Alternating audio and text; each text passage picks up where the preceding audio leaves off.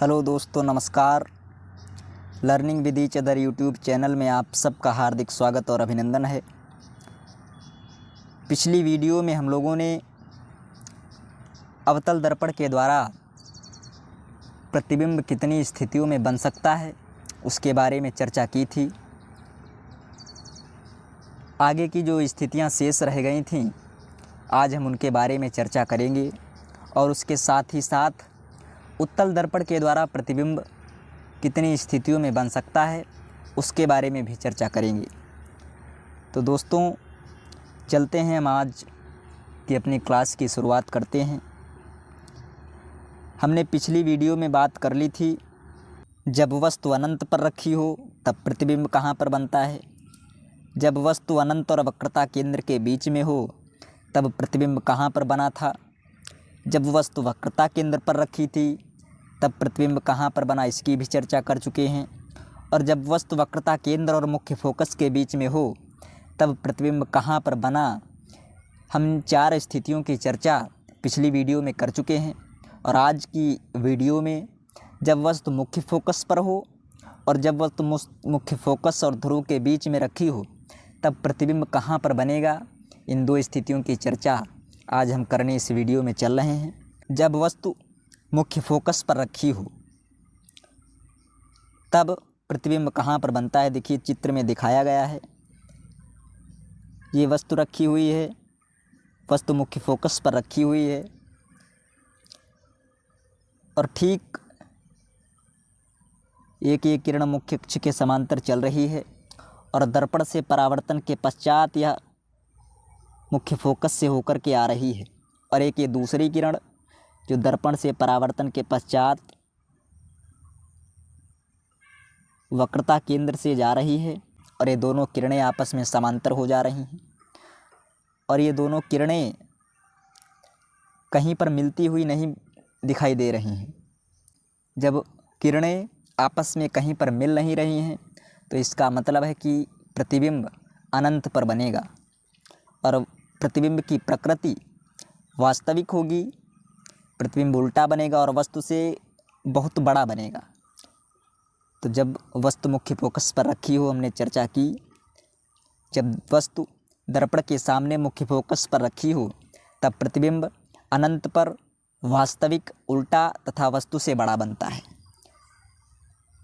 चलते हैं अब हम दोस्तों अगली स्थिति और आखिरी स्थिति पर। अवतल दर्पण के द्वारा जब वस्तु मुख्य फोकस और ध्रुव के बीच में रखी होगी तब प्रतिबिंब कहाँ पर बनेगा और उसकी प्रकृति क्या होगी। देखिए, मुख्य फोकस और ध्रुव के बीच में ये वस्तु रखी हुई है। एक किरण चली और दर्पण से जो मुख्य अक्ष के समांतर चल रही है, दर्पण से परावर्तन के पश्चात मुख्य फोकस से होकर जा रही है। और एक दूसरी किरण जो दर्पण से परावर्तन के पश्चात वक्रता केंद्र से होकर जा रही है। और ये दोनों किरणें आपस में कहीं पर मिल नहीं रही हैं, लेकिन ये दर्पण के पीछे जब इनको बढ़ाया जा रहा है तो ये यहाँ पर ये मिलती हुई प्रतीत हो रही हैं। और जब किरणें आपस में मिलती हुई प्रतीत होती हैं तब प्रतिबिंब की प्रकृति आभासी होती है। तो ये एक स्थिति है। तो इस तरीके से हम देख सकते हैं कि अवतल दर्पण में कुल 6 स्थितियाँ होती हैं प्रतिबिंब बनने की। उनमें 5 स्थितियों में प्रतिबिंब वास्तविक बनता है, उल्टा बनता है और वस्तु की स्थिति के आधार पर छोटा बड़ा हो सकता है। लेकिन आखिरी जो स्थिति है, छठी, जब वस्तु मुख्य फोकस और ध्रुव के बीच में रखी होगी तब प्रतिबिंब दर्पण के पीछे आभासी, सीधा और वस्तु से बड़ा बनेगा। तो दोस्तों, इस प्रकार से हम लोगों ने अवतल दर्पण के द्वारा सभी 6 स्थितियों की चर्चा की।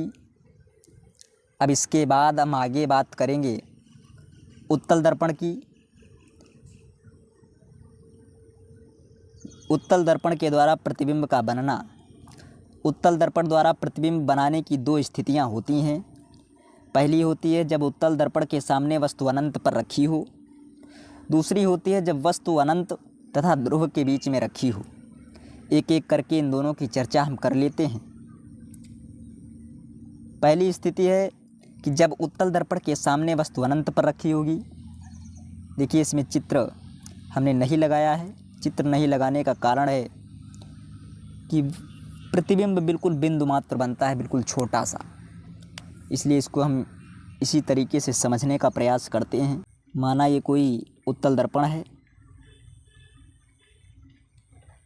ये उसका मुख्य अक्ष है, ये P है, ये मुख्य फोकस है और ये वक्रता केंद्र है। यहाँ पर कोई वस्तु अनंत पर रखी हुई है। ये कोई किरण चली और दर्पण से परावर्तन के पश्चात उड़ कर के वापस चली गई, और ये एक कोई किरण है जो सीधे वक्रता केंद्र से जाती हुई प्रतीत हो रही है। इसको पीछे मिलाने पर ये यहाँ पर ये मिल रही हैं। इस प्रकार से बिल्कुल छोटा सा प्रतिबिंब ये मुख्य फोकस पर यहाँ पर बनता हुआ प्रतीत होगा। इस तरीके से यहाँ पर लिखा हुआ है कि जब वस्तु अनंत पर रखी होती है तो उसका प्रतिबिंब आभासी, सीधा तथा बिंदु मात्र फोकस पर बनता हुआ प्रतीत होता है। हालांकि यहाँ चित्र में स्पष्ट रूप से दिखाई नहीं दे रहा होगा, लेकिन इसको हम समझ सकते हैं। चलते हैं अब उत्तल दर्पण की अगली स्थिति की तरफ। जब वस्तु अनंत तथा ध्रुव के बीच में रखी हो। देखिए यहाँ पर चित्र में दिखाया गया है, ये वस्तु रखी हुई है, ये अनंत और ये ध्रुव P इसके बीच में रखी हुई है। यहाँ से कोई किरण चली, दर्पण से टकराने के पश्चात परावर्तित होकर इधर चली गई, और ये एक किरण चल रही है, ये भी दर्पण से परावर्तन के पश्चात सीधे वापस लौट गई। जब इन दोनों किरणों को देखा गया तो ये किरणें आपस में मिलती हुई प्रतीत हो रही हैं, और ये यहाँ पर मिलती हुई प्रतीत हो रही हैं। जब किरणें मिलती हुई प्रतीत होती हैं तब आभासी प्रतिबिंब बनता है।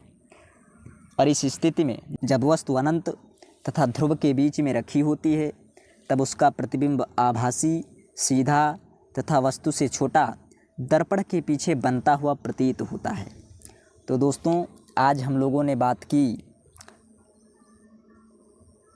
अवतल दर्पण की दो जो शेष स्थितियां रह गई थी उनके बारे में, और उत्तल दर्पण की जो दो स्थितियां होती हैं उनके बारे में। अवतल दर्पण की जो शेष थी, एक थी जब वस्तु मुख्य फोकस पर स्थित होती है तब प्रतिबिंब कहाँ बनता है, और दूसरी जब वस्तु मुख्य फोकस और ध्रुव के बीच में रखी होती है तब प्रतिबिंब कहाँ बनता है। और उत्तल दर्पण में हमने बात की कि जब वस्तु अनंत पर रखी होगी तब वस्तु का प्रतिबिंब कहाँ पर बनेगा, और जब वस्तु अनंत और ध्रुव के बीच में रखी होगी तब वस्तु का प्रतिबिंब कहाँ पर बनेगा, कैसा बनेगा। तो इस तरीके से हम लोगों ने अवतल दर्पण के द्वारा प्रतिबिंब का बनना और उत्तल दर्पण के द्वारा प्रतिबिंब का बनना देख लिया है। अवतल दर्पण के द्वारा प्रतिबिंब बनने की कुल 6 स्थितियाँ होती हैं।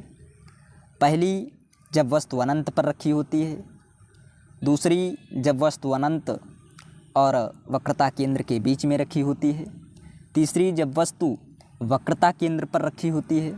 चौथी, जब वस्तु वक्रता केंद्र और मुख्य फोकस के बीच में रखी होती है। और पांचवी, जब वस्तु मुख्य फोकस पर रखी होती है। और छठी जो हमने देखी, जब वस्तु मुख्य फोकस और ध्रुव के बीच में रखी होती है। ये 6 स्थितियाँ होती हैं अवतल दर्पण में प्रतिबिंब बनाने की। और उत्तल दर्पण में मात्र 2 स्थितियाँ होती हैं।